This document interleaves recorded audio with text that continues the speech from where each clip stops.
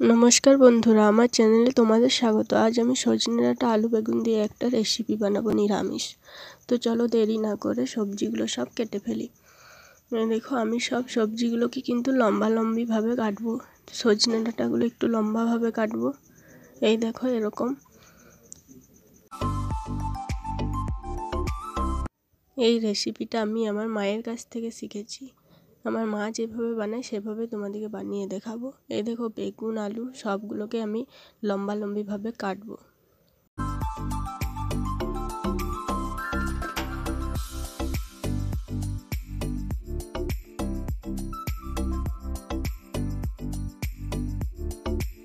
সব সবজিগুলো আমার কাটা হয়ে গেছে। এবার আমি এগুলো ভালো করে পরিষ্কার জল দিয়ে ধুয়ে নেব।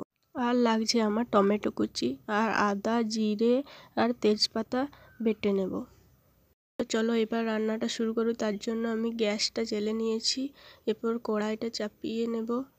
কড়াইটা যখন গরম হয়ে যাবে তখন আমি এর মধ্যে সর্ষের তেল দিয়ে দেব পরিমাণ মতো।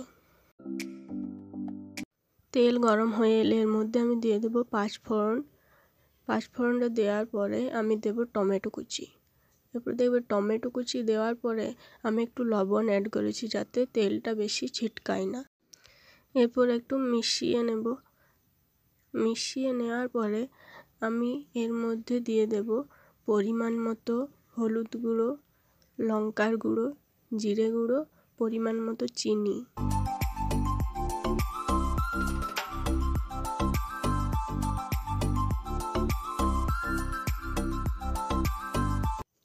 এরপর একটু মিশিয়ে নেওয়ার পরে যে সবজিগুলো আমি কেটে রেখেছিলাম সজনে ডাঁটা আলু বেগুন সেগুলো দিয়ে নেব। আর একটা কথা হলো সজনে ডাঁটা আলু বেগুন এর মধ্যে দেওয়ার পরে এখনই যা কষানোর সবজিগুলো কষিয়ে নিতে হবে। তারপর বাটা মশলাটা দিয়ে বেশিক্ষণ কষানো যাবে না। দেওয়ার পর একটু নাড়াচাড়া করে জল দিয়ে ঢাকা দিয়ে দেব আমি।